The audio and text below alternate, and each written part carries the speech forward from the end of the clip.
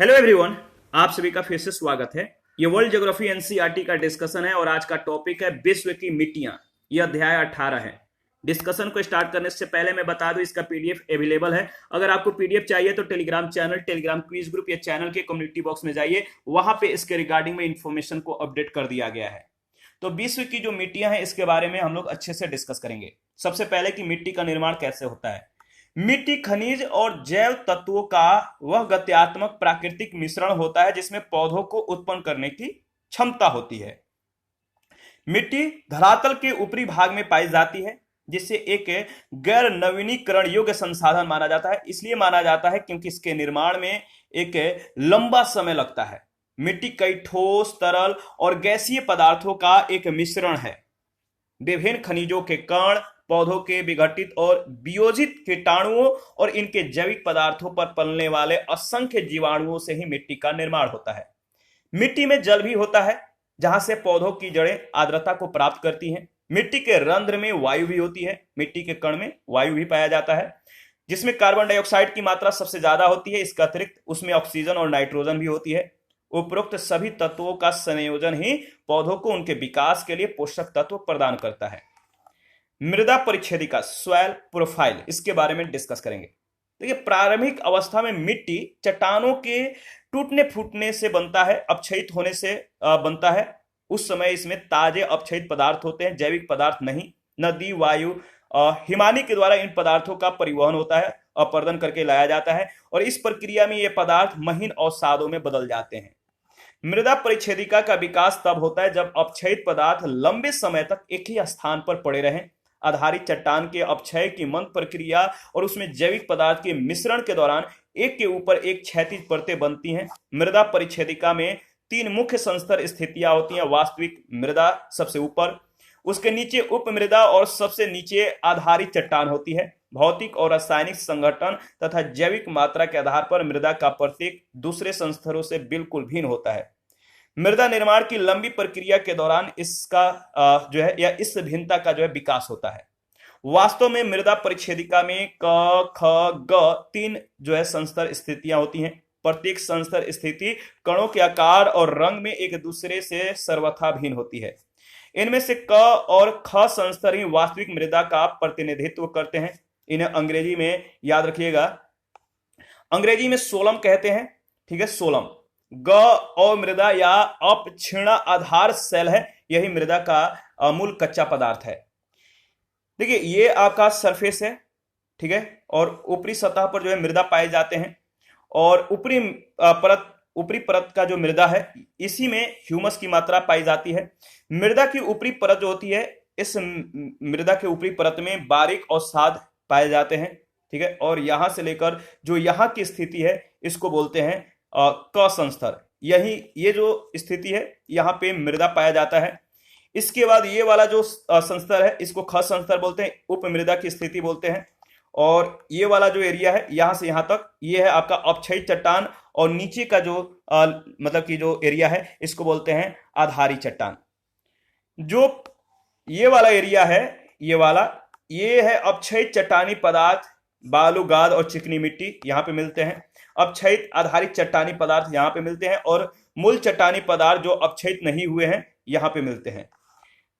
पहला जो संस्तर है यानी क संस्तर जो है, यह मृदा परिच्छेदिका की सबसे ऊपर की संस्तर स्थिति है, सबसे ऊपरी लेयर है। इस संस्तर स्थिति में महीन कण और जैव पदार्थ होते हैं। जैव पदार्थ पेड़ पौधे, जीव जंतुओं के सड़े गले अंश के रूप में होते हैं, जिन्हें ह्यूमस कहते हैं। ख संस्तर जो है, संस्तर क के नीचे ख संस्तर की स्थिति होती है। ख संस्तर से जल के रिसाव के द्वारा क संस्तर जो है, क संस्तर से लाए गए पदार्थ जमा होते रहते हैं। यह भी जो है महीन कणों से निर्मित होते हैं, लेकिन वे अधिक सुसंगठित होते हैं। जो ग संस्तर है, इसमें अंशतः अपक्षयित और विखंडित चट्टानें होती हैं, जो अंततोगत्वा मृदा की ख संस्तर स्थिति का भाग बन जाती है। इसे अमृदा कहते हैं। याद रखिएगा, देखिए, अपक्षय से अप्रभावित आधार सेल को मृदा परिच्छेदिका का जो है अंग नहीं माना जाता है, लेकिन जहां कहीं इसे प्रदर्शित किया जाता है तो यह घ संस्तर स्थिति को दर्शाता है। किसी भी आदर्श मृदा परिच्छेदिका में निम्नलिखित विशेषताएं पाई जाती हैं। पहला विशेषता है, इसमें ऊपर से नीचे की ओर जैव पदार्थ, जीवांशों और जीवाणुओं की संख्या घटती जाती है। दूसरा जो विशेषता है, इसमें गहराई के साथ वायु की मात्रा घटती जाती है। तीसरा, इसमें गहराई के साथ खनिजों की मात्रा और संख्या बढ़ती जाती है। और इसके बाद इसमें ऊपर से नीचे जाने पर जल की मात्रा निश्चित नहीं होती बल्कि परिवर्तित होती रहती है। मृदा निर्माण के जो कारक हैं, जो फैक्टर हैं, इसके बारे में डिस्कस करेंगे। पहला जो फैक्टर है मृदा निर्माण या मृदा जनन, सर्वप्रथम आधार सेल के अपक्षय पर निर्भर करता है। आधार सेल के टूटने फूटने या इसके अपर्दन पर निर्भर करता है। यह अपक्षयी प्रवाह ही मृदा निर्माण का मूल निवेश होता है। सर्वप्रथम अपक्षयित पदार्थ या लाए गए पदार्थ के निक्षेप बैक्टीरिया या अन्य सूक्ष्म पौधे जैसे लाइकेन व काई के द्वारा उपनिवेशित किए जाते हैं। निक्षेप और परिवार के अंदर कई अन्य जीव भी आश्रय प्राप्त कर लेते हैं। पौधों में जीव जंतुओं के मृत अवशेष ह्यूमस के एकत्रीकरण में सहायक होते हैं। आरंभ में गौण घास व फर्न्स की वृद्धि हो सकती है। बाद में पंछियों और पवन के द्वारा लाए गए बीजों से वृक्ष और झाड़ियों में वृद्धि होने लगती है। इन पौधों की जड़ें नीचे तक पहुंच जाती है। बिल बनाकर रहने वाले जीव इन कणों को ऊपर लाते हैं, जिससे पदार्थों का पुंज छिद्रमय और स्पंज की तरह हो जाता है। इस प्रकार जल धारण करने की क्षमता, वायु का प्रवेश आदि के कारण अंततः परिपक्व खनिज और जीव उत्पाद युक्त मृदा का निर्माण होता है। मृदा निर्माण के 5 मूल कारक हैं। ठीक है, ये 5 जो मूल कारक हैं, पहला है आधारी चट्टान अथवा जनक पदार्थ या मूल पदार्थ यानी सैल, पत्थर। दूसरा है स्थानीय जलवायु। तीसरा है जैविक पदार्थ या जैविक क्रियाएं। चौथा है ऊंचाई और ऊंचावच या स्थलाकृति। पांचवा है समय यानी मिट्टी के विकास की जो है अवधि।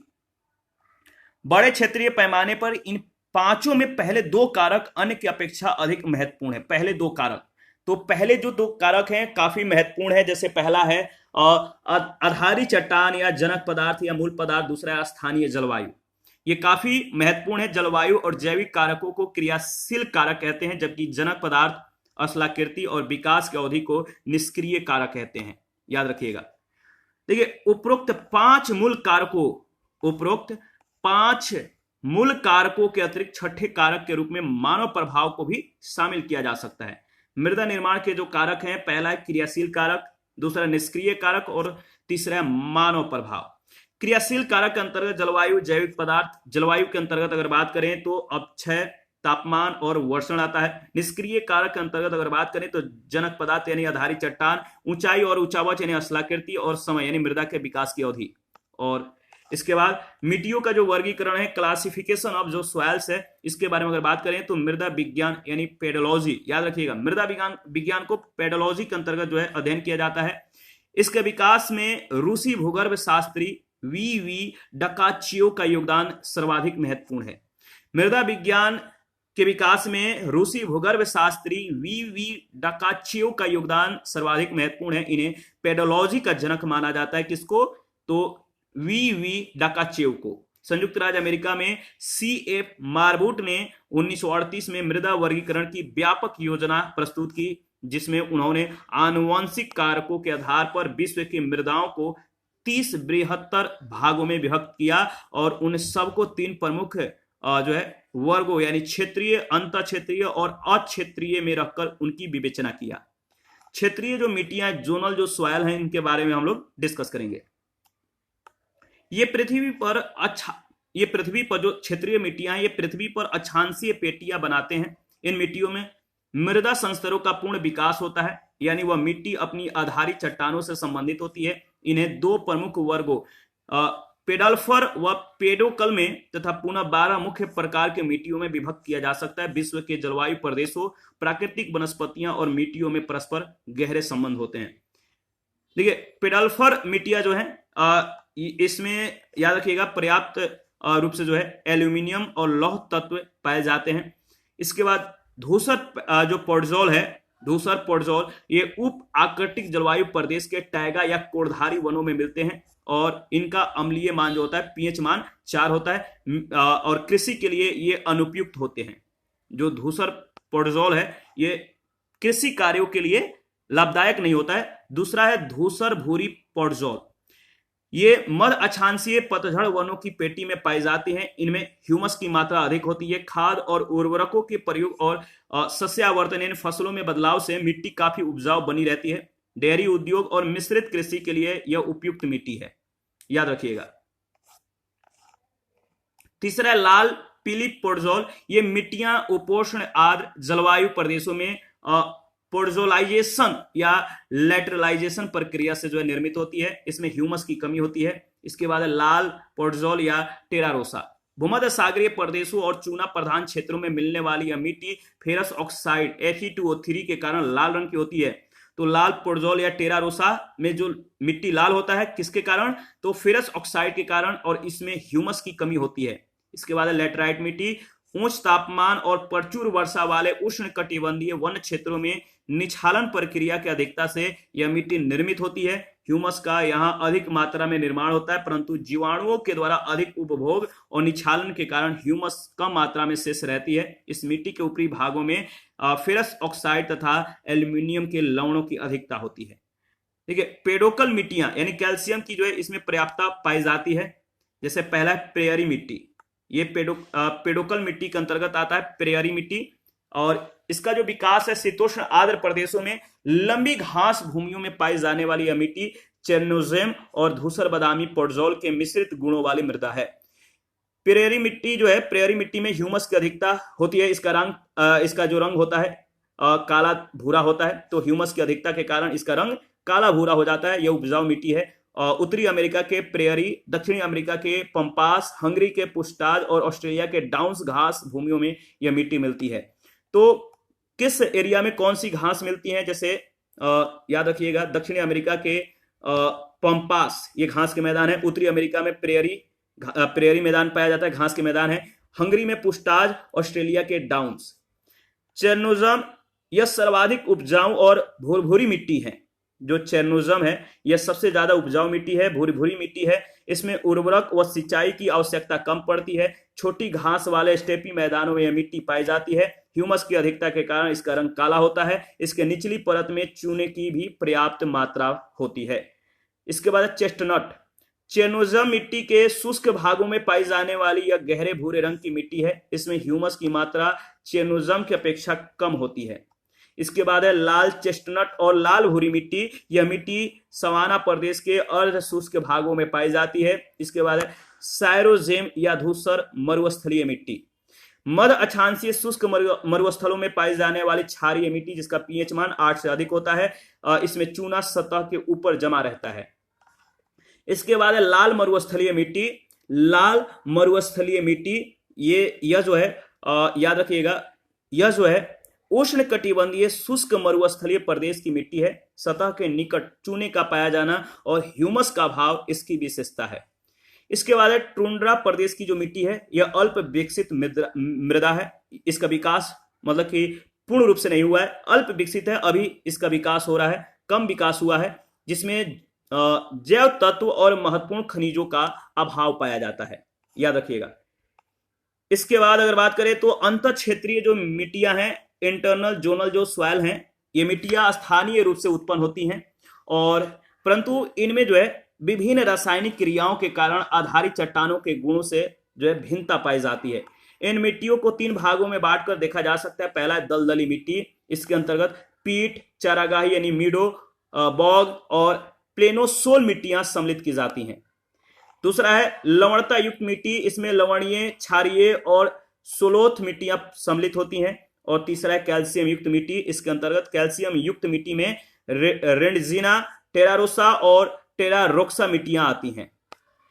अक्षेत्रीय जो मिट्टी है, यह मिट्टी स्थानीय उत्पत्ति, ये जो मिट्टी है स्थानीय उत्पत्ति नहीं रखती हैं, बल्कि अपर्दन के कारकों के द्वारा ये परिवहित जो है कर ली जाती हैं, इनका परिवहन हो जाता है। इसमें आधारित चट्टानें पूर्णतः जो है भिन्न मृदा पार्श्विका मिलती हैं। इसमें आधारित चट्टानों से जो है या चट्टान से पूर्णतः क्या मिलता है, भिन्न मृदा पार्श्विका मिलती है। विषम पार्श्विका रखने वाली इस मिट्टी में संस्तरों का विकास ठीक से नहीं मिलता है। इन मिट्टियों को 2 मुख्य प्रकारों में बांटा जाता है। लिथोसॉल मिट्टियां, इसमें जो है कंकड़ पत्थर की अधिकता होती है। भाबर प्रदेश की मिट्टियां पर्वतपदीय क्षेत्रीय या पर्वतपदीय क्षेत्रों में पथरीली मिट्टियां इसके अंतर्गत आती हैं। रेगोसॉल मिट्टियां, इसमें जलोढ़, हिमोड़ और लोयस मिट्टियां सम्मिलित की जाती हैं। व्यापक मृदा वर्गीकरण जो तंत्र है 1960, CSCS 1960, इसके बारे में डिस्कस कर लेते हैं। अमेरिकी मृदा वैज्ञानिकों ने 1960 में मिट्टियों के वर्गीकरण की एक नई विस्तृत योजना व्यापक मृदा वर्गीकरण तंत्र को प्रस्तुत किया। इसे मृदा वर्गीकरण विज्ञान भी कहा जाता है। इस योजना के अंतर्गत विश्व की समस्त मिट्टियों को 10 श्रेणियों में, 47 उप श्रेणियों में और 185 वृहत वर्गों में विभक्त किया गया है। अविकसित मृदा संस्तरों वाली मिट्टियां एंटीसॉल या एजोनल या अपार्श्विक मिट्टी के समान होती हैं। इंसेप्टिसॉल या टुंड्रा अल्पाइन क्षेत्र तथा बाढ़ क्षेत्र की मिट्टी के समान है। और हिस्टोसॉल या अम्लीय व अप्रवाहित मिट्टी है जो दलदली या बोग मिट्टी के समान होती हैं। यह जैविक परतों से संपन्न मिट्टी है।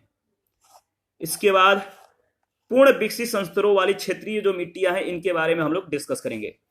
देखिए, ऑक्सीसॉल, इसमें लोहा यानी आयरन और एल्युमिनियम के ऑक्साइडों की प्रचुरता होती है। काफी मात्रा में ये पाए जाते हैं लोहा और एल्यूमिनियम ऑक्सीसॉल मिट्टी में। और यह उष्ण कटिबंधीय भागों की मिट्टी है जो निक्षालन प्रक्रिया से निर्मित होती है। इसके बाद अल्टीसॉल, यह उष्ण और उपोष्ण प्रदेश की मिट्टियां हैं जो उपजाऊ तथा लाल, पीली और भूरी होती हैं। वर्टिसॉल, यह रेगुर या रेंडजीना मिट्टी के समान है। इसमें ये मिट्टियां जब सूखती हैं तो दरारें पड़ जाती हैं, जबकि गीले होने पर चिपचिपी हो जाती हैं। मृतिका की अधिकता के कारण इन मिट्टी में आर्द्रता धारण करने की जो क्षमता होती है वो काफी अधिक होती है। इसके बाद है अल्फीसॉल, यह आर्द्र व उपाद्र प्रदेशों की मिट्टियां हैं। आर्द्र व उपाद्र, निक्षालन के कारण इसमें एल्यूमिनियम और लोहा की अधिकता होती है जिससे यह अधिक अम्लीय हो जाती है। ह्यूमस की कमी के कारण इसकी उर्वरता कम रहती है। इसके बाद है स्पोडोसॉल, यह पोडजोल समूह की मिट्टी के समान होती है। टैगा क्षेत्रों में मिलने वाली यह मिट्टी अत्यधिक अम्लीय होती है। इसके बाद है मॉलिसॉल, यह विश्व की सर्वाधिक उपजाऊ मिट्टी है और चेरनोजेम मिट्टी के समान होती है। प्रेयरी व चेस्टनट मिट्टियों को भी इसी समूह में रखा जाता है या रखा जा सकता है। यह मिट्टियां काली और गहरे रंग की होती हैं। इसमें ह्यूमस की मात्रा पर्याप्त पाई जाती है। एरिडोसॉल, एरिडोसॉल जो मिट्टी है ये रेगिस्तानी प्रदेशों की लवणीय और क्षारीय मिट्टियां हैं। इस मिट्टी में सतह के निकट सोडियम और कैल्शियम की परत मिलती है। इनमें ह्यूमस और जल का प्रायः अभाव रहता है। पारिस्थितिकीय आधार पर मृदा का जो वर्गीकरण है इसको डिस्कस कर लेते हैं। जैसे पहला अवशिष्ट मृदा। अवशिष्ट मृदा वह मृदा जो निर्मित स्थान पर ही पड़ी रहती है, जहां पर जिस मिट्टी का निर्माण होता है वहीं पर रहती है, उसे अवशिष्ट मृदा कहते हैं। वाहित मृदा का मतलब है वह मृदा जो निर्मित स्थान से बहकर आई हुई मृदा होती है, मतलब जहां पर इसका निर्माण हुआ वहां पर नहीं, कहीं अलग जगहों से इसका मतलब कि प्रवाह हुआ है या पर्दन होकर इस मिट्टी का जमा हुआ है। इसके बाद है जलोढ़ मृदा। वह मृदा जो निर्मित स्थान से जल के द्वारा बहाकर दूसरे स्थान पर पहुंचती है उसको जलोढ़ मृदा कहते हैं। वातोढ़ मृदा, यह मृदा जो निर्मित स्थान से वायु के द्वारा उड़ाकर दूसरे स्थान पर जब पहुंचती है और इसका जब निर्माण हो जाता है तो वातोढ़ मृदा कहते हैं। सेल या मलवा मृदा, वह मृदा जो पृथ्वी के आकर्षण के द्वारा दूसरे स्थान पर पहुंचती है, याद रखिएगा। इसके बाद अगर बात करें तो मृदा अपर्दन व निम्नीकरण। मृदा अपर्दन एक ऐसी प्रक्रिया है, सॉइल इरोजन एक ऐसी प्रक्रिया है जिसके द्वारा मृदा के उपजाऊ तत्व अपर्दित होकर अन्यत्र चले जाते हैं। मतलब कि वायु, जल या अन्य प्रक्रियाओं के द्वारा जब मिट्टियां उड़ाकर किसी दूसरे स्थान पर मतलब कि पहुंचा दी जाती है तो इसको मृदा अपर्दन कहते हैं। मृदा अपर्दन कैसे होता है? देखिए, जिन स्थानों पर ज्यादा हवाएं चलेंगी, पेड़ पौधे नहीं रहेंगे, घास का परत जमा नहीं होगा, यानी घास उपजेंगे नहीं, तो मिट्टियां कमजोर पड़ जाएंगी। उनके जो कण होते हैं ढीले हो जाते हैं। जब वायु या जल जब प्रवाहित होता है तो इन मिट्टियों को अपर्दित कर देता है, उनके स्थान से हटा देता है। मृदा की गुणवत्ता में कमी आती है। बंजर भूमि की समस्या भी इससे उत्पन्न होती है। इसका अतिरिक्त अन्य कारणों से मृदा की गुणवत्ता में ह्रास होने से भी मृदा निम्नीकरण होता है। मृदा क्षरण और अपर्दन के जो कारक हैं, इसके जो कारक है, एक है प्राकृतिक और भौगोलिक कारक। प्राकृतिक या भौगोलिक कारक, दूसरा है मानवीय कारक। प्राकृतिक में जलीय अपर्दन हो जाएगा, वायु हो जाएगा, हिमानी होगा, समुद्री लहरों के द्वारा अपर्दन। और जो मानवीय कारक है अपर्दन के लिए वह है प्रत्यक्ष कारक, जैसे वनों की कटाई, अति पशुचारण, अवैज्ञानिक कृषि आदि। और अप्रत्यक्ष जो कारक है सिंचाई है, बांध निर्माण है, जल प्रवाह की समस्या, नगरीकरण आदि। ये सभी प्रत्यक्ष अप्रत्यक्ष कारक हैं मानवों के द्वारा। सबसे पहले प्राकृतिक एवं भौगोलिक कारक के बारे में अगर बात करें तो मृदा अपरदन के प्राकृतिक कारकों के अंतर्गत निम्न प्रक्रियाएं मृदा अपरदन के लिए उत्तरदायी है। जैसे पहला जलीय अपरदन। जलीय अपरदन का मतलब है जलों के द्वारा मिट्टियों को कटाव करके एक स्थान से दूसरे स्थान तक प्रवाहित कर देना, तो इसे जलीय अपरदन कहते हैं। दूसरा वायु अपरदन। वायु के द्वारा मिट्टियों को उड़ाकर एक स्थान से दूसरे स्थान तक स्थानांतरण मृदा अपरदन कहलाता है। और हिमानी यानी ग्लेशियर के माध्यम से मिट्टियों का जो अपरदन होता है इसे हिमानी अपरदन कहते हैं। और जो समुद्री तरंगों के द्वारा मिट्टी का जब अपरदन होता है समुद्री तरंगों के द्वारा, इसे समुद्री तरंग के द्वारा अपरदन कहते हैं। मानवीय कारक जो है मानवीय कारक से मृदा क्षरण और अपरदन की जो प्रक्रिया है इनमें काफी तीव्रता आई है। प्राकृतिक कारकों से मृदा अपरदन को त्वरित करने का कार्य मानवीय क्रियाओं के द्वारा होता है। मानवीय कारक मृदा अपरदन को दो प्रकार से प्रभावित करते हैं, एक प्रत्यक्ष रूप से, एक अप्रत्यक्ष रूप से। जो मानवीय कारक जो है, प्रत्यक्ष कारक जो है, जैसे वनों की कटाई और वन विनाश से मिट्टियों का ह्रास काफी होता है, मिट्टियों का अपरदन काफी ज्यादा होता है। चारागाह के रूप में भूमि का अत्यधिक उपयोग यानी अति पशुचारण के माध्यम से भी मिट्टियों का अपरदन होता है या मिट्टियों का ह्रास होता है। कैसे? जब जो घास होते हैं ये मिट्टियों को संगठित किए होते हैं, जकड़े रहते हैं। जब घास को चर लिया जाता है पशुओं के द्वारा या उखाड़ दिया जाता है तो ये संगठित जो कण होते हैं वो असंगठित हो जाते हैं, हल्के हो जाते हैं। और जब वायु या जल प्रवाह होता है, वर्षा होती है, तो इन मिट्टियों को बहा लिया जाता है। अब वैज्ञानिक कृषि जैसे अति कृषि, अल्प कृषि, फसल चक्र का प्रयोग नहीं किया जाना, अवैज्ञानिक सिंचाई पद्धतियां, झूम कृषि, ढाल कृषि आदि ये मिट्टियों के अपरदन को जो है काफी मतलब प्रभावित करते हैं, मिट्टियों को अपरदित करते हैं।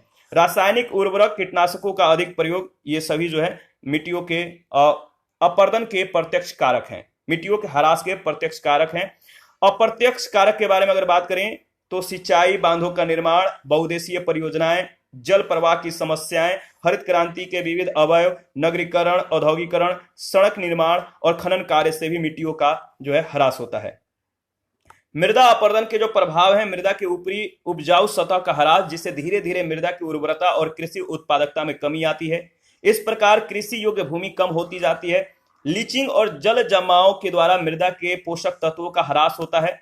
भौम जल स्तर और मृदा आर्द्रता में गिरावट का आना, वनस्पतियों का सूखना और शुष्क भूमि के क्षेत्र में विस्तार, सूखे और बाढ़ के प्रकोप का बढ़ना, नदियों और नहरों के तल में रेतों का जमाव बढ़ जाना, भूस्खलन के खतरे का बढ़ना, वानस्पतिक आवरण है इनका नष्ट होने से इमारती लकड़ी, घरेलू ईंधन के लिए जलावन की लकड़ियों की कमी होने लगती है और वन्य जीवों पर भी ये दुष्प्रभाव पड़ता है।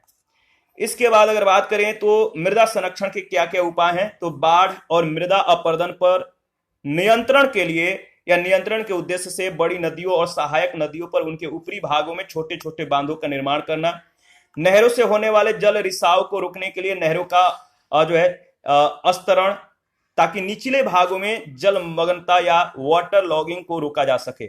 सतही और ऊर्ध्वाधर अपवाह तंत्र में सुधार करके जल मग्नता की जो है समस्या का निदान करना, जैविक उर्वरकों और वानस्पतिक खाद के उपयोग में वृद्धि करना, मानव अवशेषों और शहरी कचरों को जैविक खाद में परिवर्तित करना, वैज्ञानिक विधि से फसल चक्रण पर ध्यान देना और तंग घाटियों एवं अनालिकाओं का समतलीकरण और ढालों पर वेदिकाओं का निर्माण करके वृक्षारोपण और घास रोपण के माध्यम से मृदा अपरदन को रोका जा सकता है।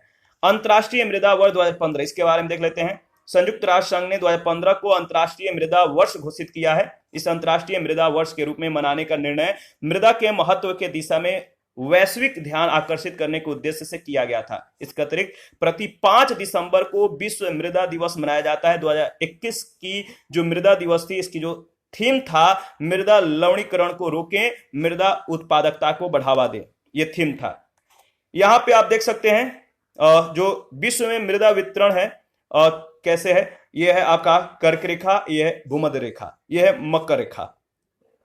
तो जो टुंड्रा मिट्टी है वो ये वाला एरिया जो है ये सभी टुंड्रा मिट्टी का क्षेत्र है, और पोडजोल मिट्टी का जो क्षेत्र है, पोडजोल मिट्टी का ये वाला जो एरिया है ये सभी पोडजोल मिट्टी है। इसके बाद जो ये वाला एरिया है, ये वाला इस तरह का जो वर्टिकल लाइन है, ये वाला एरिया जो है इसको बोलते हैं धूसर बादामी मिट्टी। और जो इस तरह का एरिया है, किस तरह का, ये वाला जो इस तरह का एरिया है, जैसे ये लाल मिट्टी या लेटराइट मिट्टी का एरिया है। इसके बाद ये जो है ये आपका इधर जो है ये सभी मरुस्थलीय मिट्टी हैं और ये पर्वतीय मिट्टियां हैं, पर्वतीय। ठीक है, कौन, ये जो इस तरह का सिंबल किया गया है, तो आप देख सकते हैं। तो इसी के साथ आज का जो सेशन है समाप्त करते हैं। नेक्स्ट सेशन में विश्व के प्रमुख बायोम क्षेत्र के बारे में डिस्कस करेंगे। आप अपना प्रतिक्रिया दे रही है, आपके प्रतिक्रियाओं का हमें बेसब्री से इंतजार रहता है। जिन लोगों ने Telegram channel, Telegram quiz group, Facebook page, Instagram को ज्वाइन नहीं किया है, वीडियो के डिस्क्रिप्शन बॉक्स में उसका लिंक है, आप ज्वाइन कर सकते हैं। थैंक यू, मिलते हैं नेक्स्ट सेशन में।